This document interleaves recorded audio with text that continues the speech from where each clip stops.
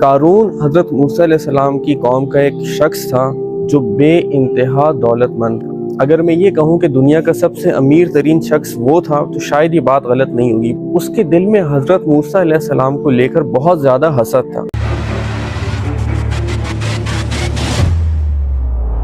ہمیں کوشش یہ کرنی چاہیے کہ جو تہمت ہے نا، ہمیں اس سے بچنا چاہیے۔ تہمت ہوتی کیا ہے، پہلے میں یہ آپ کو تھوڑا سا بتا دیتا ہوں۔ کسی بھی شخص کے اوپر ایک ایسا الزام لگانا جو اس نے کبھی کیا ہی نہ ہو۔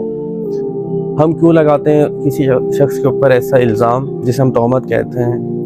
اسے معاشرے میں بدنام کرنے کے لیے، اسے نیچا دکھانے کے لیے، یا پھر ہمیں کوئی بغض ہوتا ہے اس سے اور اسی وجہ سے ہم کسی بھی شخص پہ تہمت لگا دیتے ہیں۔ ہمیں یہ پتہ ہی نہیں چلتا کہ کتنا بڑا جرم ہے۔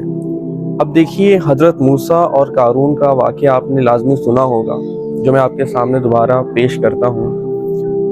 قارون حضرت موسیٰ علیہ السلام کی قوم کا ایک شخص تھا جو بے انتہا دولت مند تھا۔ اگر میں یہ کہوں کہ دنیا کا سب سے امیر ترین شخص وہ تھا تو شاید یہ بات غلط نہیں ہوگی، کیونکہ مجھے نہیں لگتا کہ اس سے زیادہ امیر کوئی شخص ہوگا۔ اس کو اللہ تعالیٰ نے بے انتہا دولت دی تھی، لیکن وہ اس کے دل میں حضرت موسیٰ علیہ السلام کو لے کر بہت زیادہ حسد تھا۔ حسد کس وجہ سے؟ آپ کے ذہن میں یہ سوال آ سکتا ہے کہ جب اللہ تعالیٰ نے اس کو اتنی دولت دی تھی کہ ایک دولت مند شخص کو کیوں حسد ہوگا کسی سے؟ لیکن اس کو حسد تھا۔ کیوں تھا حسد؟ میں آپ کو بتاتا ہوں۔ حضرت موسیٰ علیہ السلام اللہ تعالیٰ کے پیغمبر تھے، اور پوری بنی اسرائیل قوم ان کے معجزات دیکھنے کے بعد ان کے ساتھ اس طریقے سے جڑی رہتی تھی کہ ان کو قارون کی دولت سے اتنا غرض نہیں ہوتا تھا۔ تو قارون کو اس بات پہ حسد تھا کہ میرے پاس اتنی دولت ہے، اس دولت ہونے کے باوجود ان سب لوگوں کو چاہیے کہ یہ میرے ارد گرد جمع ہوں، یہ میرے گن گاتے رہیں اور ہر وقت میرے نام کے کلمے پڑھتے رہیں، میرے ارد گرد رہیں۔ لیکن اس کے باوجود حضرت موسیٰ علیہ السلام یہ قوم ان کے ارد گرد جمع رہتی ہے۔ تو اس بات کو لے کر اس کے دل میں بہت زیادہ بغض تھا، اور وہ بغض آہستہ آہستہ حسد اور نفرت میں تبدیل ہوتا رہا۔ تو اس نے یہ ایک دن فیصلہ کیا کہ میں کسی طریقے سے حضرت موسیٰ علیہ السلام کو اتنا بدنام کر دوں گا اس قوم کی نظروں میں کہ یہ حضرت موسیٰ علیہ السلام کو وہ مقام نہیں دیں گے جو آج یہ مقام دیتے ہیں۔ تو اس پہ قارون کے پاس کیونکہ دولت بہت زیادہ تھی، اس نے ایک عورت کو یہ پیشکش کی کہ میں تمہیں بہت زیادہ دولت دوں گا، تم نے حضرت موسیٰ علیہ السلام پہ ایک گھنونا الزام لگانا ہے۔ پہلے تو وہ عورت بالکل بھی نہیں مانی، کیونکہ اس کو یہ بات پتہ تھی کہ حضرت موسیٰ علیہ السلام اللہ تعالیٰ کے پیغمبر ہیں۔ پیغمبر پہ الزام لگانا، تہمت لگانا، اس کا مطلب یہ ہے کہ اپنے آپ کو جہنم میں ڈالنا ہے، کیونکہ اللہ تعالیٰ سے جنگ ہے یہ سیدھی سیدھی کہ آپ اللہ تعالیٰ کے پیغمبر کے اوپر الزام لگا رہے ہیں۔ اب لیکن اس کے پاس دولت اتنی زیادہ تھی کہ اس نے کسی نہ کسی طریقے سے اس عورت کو قائل کر ہی لیا۔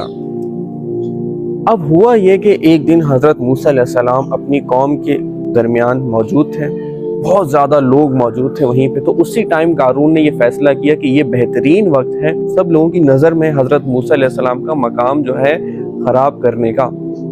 اب وہ عورت جیسی آگے بڑھی، اس نے سب لوگوں کو مخاطب کرتے ہوئے کہا کہ میں آپ لوگوں سے ایک ضروری بات کرنا چاہتی ہوں، آپ لوگوں کو ایک بات بتانا چاہتی ہوں۔ جب اس نے یہ بات کہی اور سامنے حضرت موسیٰ علیہ السلام تھے، اس نے حضرت موسیٰ علیہ السلام کو جب دیکھا تو اس کے دل میں وہ خوف طاری ہو گیا، کیونکہ ظاہر سامنے پیغمبر کھڑے ہیں۔ اس کو یہ بات پتہ تھی کہ اگر میں نے پیغمبر کے اوپر الزام لگایا تو عین ممکن ہے کہ اس دنیا میں بھی مجھے سزا ملے اور آخرت میں تو مجھے سزا ملنی ہی ملنی ہے۔ اس کے دل میں فوراً اللہ تعالیٰ کا خوف آ گیا۔ جیسے اس کے دل میں اللہ تعالیٰ کا خوف آیا تو اس نے جو حقیقت بات تھی وہ ساری قوم کے سامنے بیان کر دی کہ اسی طریقے سے قارون نے مجھے خریدا ہے، اور اس نے مجھے یہ مجبور کیا اس بات کے اوپر کہ میں حضرت موسیٰ علیہ السلام پہ فلاں تہمت لگاؤں، اور اس کا مقصد یہ ہے اس کے پیچھے۔ تو جب حضرت موسیٰ علیہ السلام کے سامنے یہ بات آئی، یعنی حضرت موسیٰ علیہ السلام نے بات سنی، تو ان کو بہت زیادہ دکھ ہوا اور غصہ بھی آیا۔